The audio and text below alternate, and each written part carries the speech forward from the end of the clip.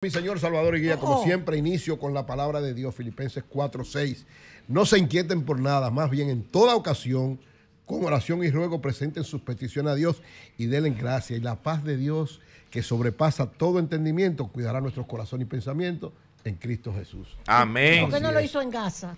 Él lo hace en todos los lados, evitando cosas peores. Ay, mira, 70 muertos ahora mismo. Lo que pasa es que ahí Ahora. que el diablo es muy poderoso. Demasiado. Eury, Miren, señores, oigan lo siguiente. tú no has puesto un Una de las importante en tus oraciones. José Lalu está muy molesto contigo. Sí. Una de las cosas muy preocupantes para este tramo de la economía de 2025, que lógicamente el 2024, en términos macroeconómicos, hay un rendimiento importante, pero hay dos temores. He dicho que hay dos temores. Uno lo he estado manejando ampliamente, que es el de la deuda pública, la deuda externa camina cada vez más a crecer y a que los intereses sean mayores, sobre todo después de verdad que tuvo que retirar la reforma fiscal el presidente. Este aumento de lo que son los intereses de la deuda se va a consolidar y va a ser una preocupación grave. La otra preocupación de este año es la subida de las tasas de interés. ¿Y por qué es mayor todavía? Porque en el caso de los Estados Unidos, lo que se prevé en la Reserva Federal, lo que está anunciando la Reserva Federal es incremento de tasas de interés de manera permanente. Es decir, no hay perspectiva en la economía de Estados Unidos, por lo menos dicho por la Reserva Federal. Recordemos que la Reserva Federal tiene una especie de independencia especial en el caso de Estados Unidos. Aquí también la tenemos, pero el Ejecutivo influye un poquito más que en el caso de Estados Unidos, donde la Reserva Federal tiene cierta autonomía para tomar una serie de determinaciones en función de cumplir con su tarea, que es preservar la estabilidad, controlar la inflación y mantener niveles adecuados para el crecimiento de la economía. ¿Qué ha dicho la Reserva Federal? Oigan bien, la Reserva Federal ha establecido que no hay posibilidad, incluso ya ha hecho algunos incrementos de las tasas de interés, y lo que se prevé, según la mayor parte de los economistas que evalúan la economía norteamericana, es que el escenario posible es que se mantenga, en el caso de Estados Unidos, por encima de un 4% las tasas de interés, que para nosotros es catastrófico, digamos. Una tasa de interés por encima de un 4% en Estados Unidos implica que llama a la subida de la nuestra. Las nuestras, que están en una situación muy especial y subiendo cada vez, ustedes se dan cuenta, los que tienen préstamos en los bancos o los que van a solicitar préstamos se dan cuenta que las tasas están bastante altas, sumamente elevadas. Y cada vez que uno va a los bancos le dicen eso mismo. La tendencia es que van a subir. ¿Por qué? Precisamente por esta situación de la economía norteamericana. Claro, hay que esperar que llegue Trump al poder, porque evidentemente, aunque la Reserva Federal de Estados Unidos tiene ciertos niveles de independencia, siempre hay una coordinación con el gobierno central, porque tiene que haberla, porque el gobierno central es el que determina la economía en sentido general, el funcionamiento y toda una serie de cosas. ¿Qué tiene Trump, digamos, como por lo menos como mensaje a su favor?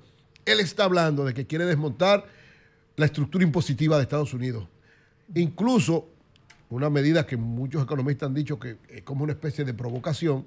Trump acaba de anunciar, señores, que para no aumentar impuestos, él va a crear, y creó incluso, una estructura, creo que se llama como una estructura, una especie de cobro de impuestos, pero solamente para ponerle a lo que son las negociaciones internacionales.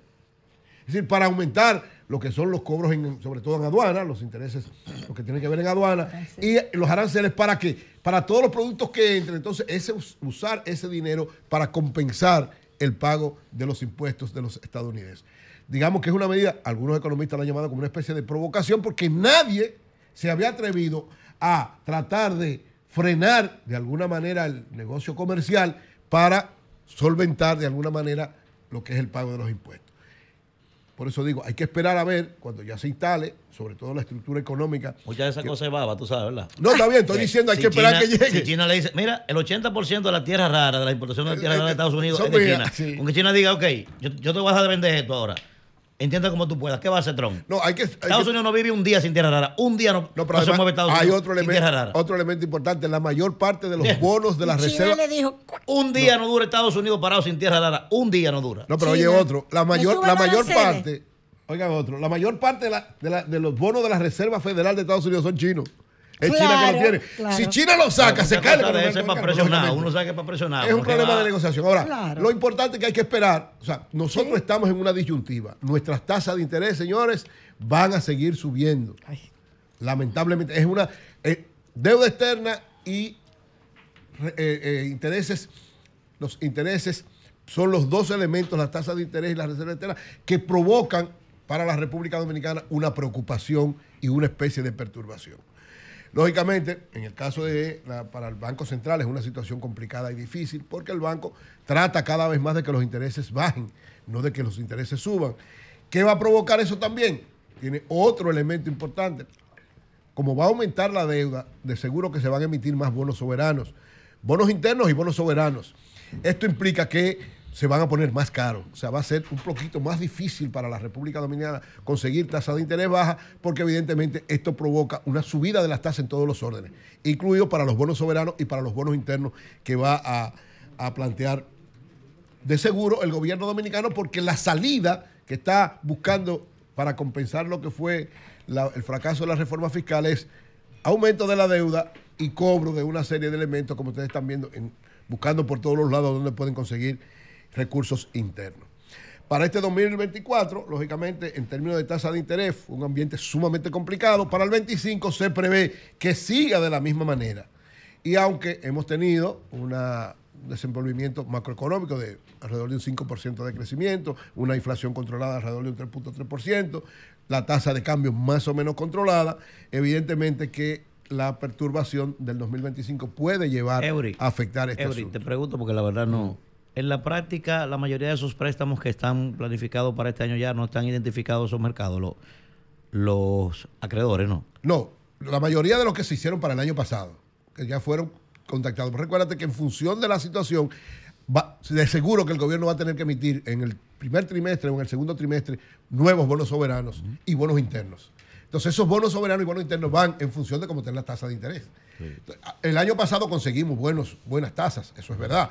Pero lo que se prevé para ahora, sobre todo por lo que pasa en la economía norteamericana, porque si las tasas de interés, como se prevé, están por encima de un 4% de Estados Unidos, eso es peligrosísimo para nosotros. A mí me ha llamado poderosamente la atención, y yo te he escuchado varias veces con eso, el que tú no hayas resaltado, tú que manejas esos temas bastante amplios, de que 53 países, no solamente República Dominicana, este año, van a invertir más del 10% de su presupuesto solo para pagar intereses de deuda. No, pero eso yo hice un análisis de un récord, ¿eh? Oye, yo nada más te he visto que anda en República Dominicana. No, claro, son varios países porque es la situación, lo que tenemos economías parecidas. Pero en el caso de República Dominicana es mayor porque aunque tenemos una estabilidad macroeconómica, yo no estoy diciendo que eso es una perturbación para esa estabilidad macroeconómica. Es una realidad de varios países. Claro, no todo es malo para el 2025. Es verdad que hay dos preocupaciones, pero ciertamente hay sectores que cada vez más sí dan luces favorables para este 2025. Uno de esos sectores, hay varios sectores, pero uno de esos sectores, tal vez uno de los que más se proyecta por la consolidación que tiene y por el impacto que tiene a nivel de marca país e internacional, es el turismo. Y ayer el ministro de Turismo, David Collado, dio las cifras de lo que fue el año pasado y la perspectiva de lo que será el año 2025.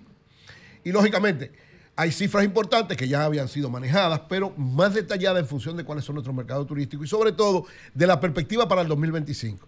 Porque evidentemente ante esa perturbación de tasas de interés y de deuda externa, es lógico que un sector como el turismo, que lo primero es que genera muchos recursos, genera muchos empleos, genera mucha riqueza y genera mucha estabilidad, lo importante es que se siga consolidando y ampliando, porque llega un momento donde usted ve el crecimiento, llegaremos hasta ahí. No, hay que seguir creciendo, sobre todo por la perspectiva. ¿Qué planteaba ayer el ministro Collado? Planteaba la conclusión del año 2025 en términos turísticos es la siguiente.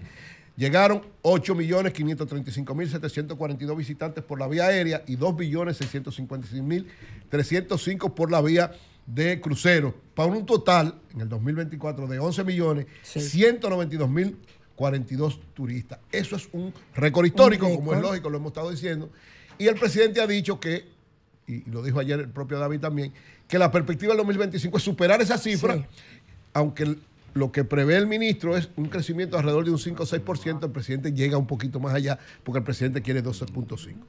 ¿Qué implica esto en comparación con todos los años anteriores? Es lógico, las rutas que ha tenido el turismo de crecimiento permanente. ¿Y de dónde vienen la mayor parte de estos turistas? Primero de Estados Unidos, 46%, por eso lo importante de consolidar nuestra relación con Estados Unidos. De Canadá un 17%, de Colombia un 5%, de Argentina un 4% y de Puerto Rico un 3%.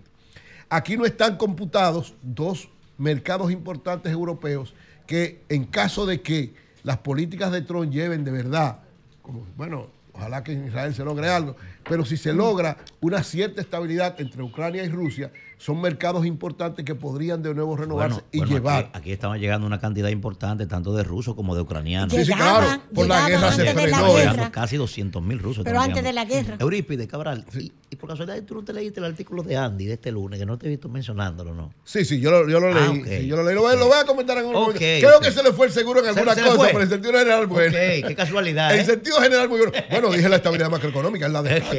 Y yo le he destacado. Lo que creo es que se consolida el turismo, sigue siendo uno de los soportes, creo que va a ser una de esas patas importantes para cualquier situación de contingencia que se dé por otro lado. Lo cierto es que para 2025 la economía en sentido general parece que va a mantener su estabilidad macroeconómica. Ojalá que no haya ningún altercado y que las políticas económicas de Trump, independientemente de todo lo que está planteando, se ajusten, porque nuestro principal mercado turístico son los Estados Unidos, que sigue eso siendo así. Ellos, nuestro principal socio comercial. Cambio y fuera.